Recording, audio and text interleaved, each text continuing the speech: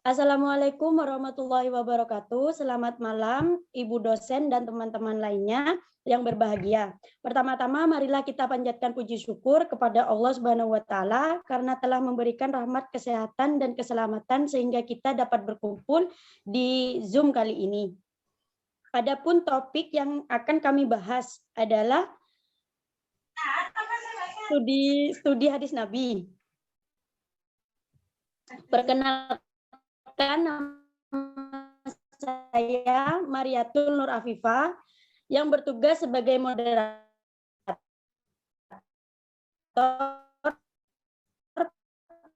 pada Zoom kali ini.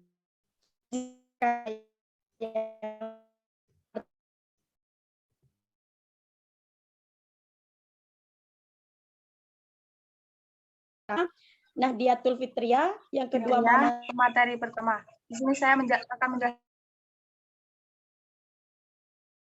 tentang al-hadis, sesuatu yang diberi sebuah ajaran Islam. Banyak sekali pendapat dari para ulama, salah satunya adalah menurut ulama usul fikih membahas dari segala yang disyaratkan kepada manusia sebagai undang-undang kehidupan dan meletakkan kaidah-kaidah bagi perundang-undangan. Atsar yaitu segala sesuatu yang berarti yang juga disandarkan kepada Nabi Muhammad.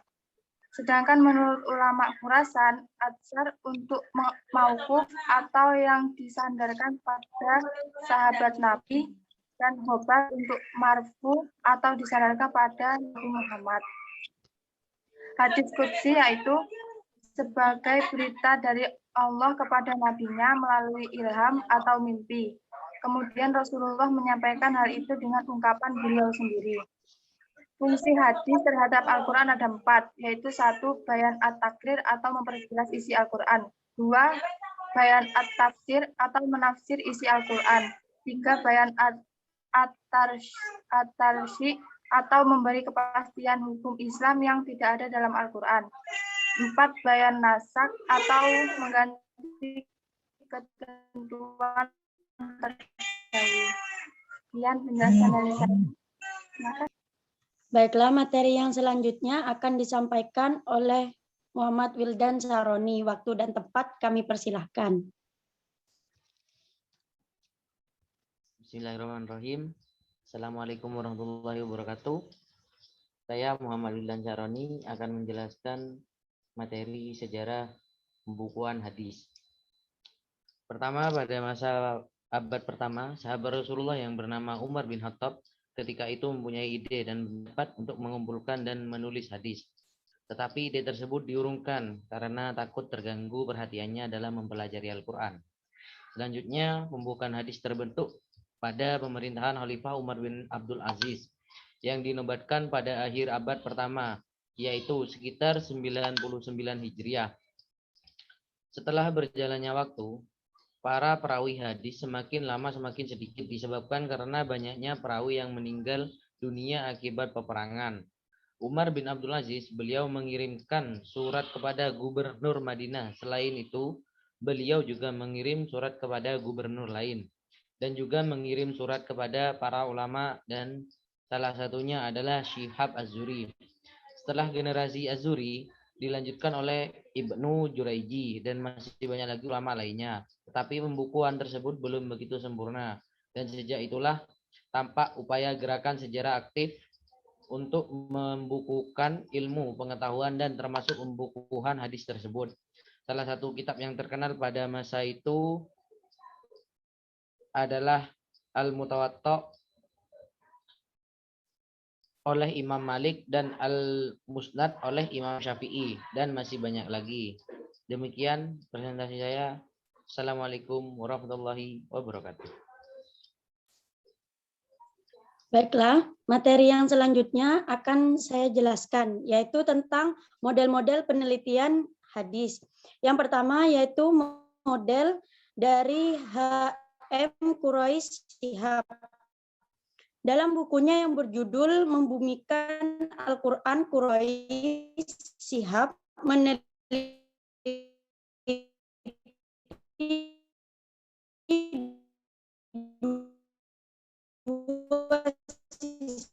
kebenaran hadis, yaitu mengenai hubungan hadis dan Sir al-Sibai. Sir dan disebut sebagai pengikut gerakan Ikhwanul Muslim. Penelitian yang dilakukan Mustafa dalam bukunya itu bercorak eksploratif dengan menggunakan pendekatan historis dan disajikan secara deskriptif analistis. Yang ketiga yaitu model Muhammad Al-Ghazali. Dalam bukunya yang berjudul Al-Sunnah Al-Nabawiyah Baina Al-Fiqh wa Al-Hadis, dalam bukunya nampak bahwa penelitian tersebut termasuk penelitian eksploratif, yaitu membahas, mengkaji, dan mendalami berbagai persoalan hukum dengan berpijak pada konteks hadis tersebut. Yang keempat, model Zain al-Din Abdul al-Rahim bin al-Husain al-Irqi. Bukunya yang berjudul Al-Taqyid wa al-Idlah Syar Muqaddiman Ibn al-Sahah, yang merupakan kitab ilmu hadis tertua yang banyak mengemukakan hasil penelitian dan banyak dijadikan rujukan oleh para peneliti dan penulis hadis generasi selanjutnya.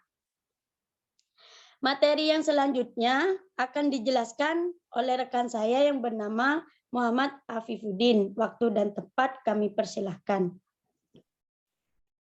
Oke, terima kasih. Assalamualaikum warahmatullahi wabarakatuh. Di sini saya akan melanjutkan materi kelompok saya, yaitu macam-macam hadis. Yang pertama itu ada hadis sahih. Jadi hadis sahih itu disimpulkan bahwa merupakan hadis yang disandarkan kepada Nabi Muhammad SAW, yang sanadnya bersambung, perawinya yang adil, kuat ingatannya atau kecerdasannya, dan tidak ada cacat atau rusak. Kemudian yang kedua ada hadis hasan. Jadi menurut pendapat Ibnu Hajar, hadis hasan adalah yang dinukilkan oleh orang yang adil, yang kurang kuat ingatannya, yang mutasil sanadnya tidak cacat dan tidak ganjil. Yang ketiga hadis dhaif. Secara terminologis para ulama mendefinisikan berbeda-beda, tetapi maksudnya sama. Baik, terima kasih. Itu saja penjelasan dari saya. Saya kembalikan kepada moderator.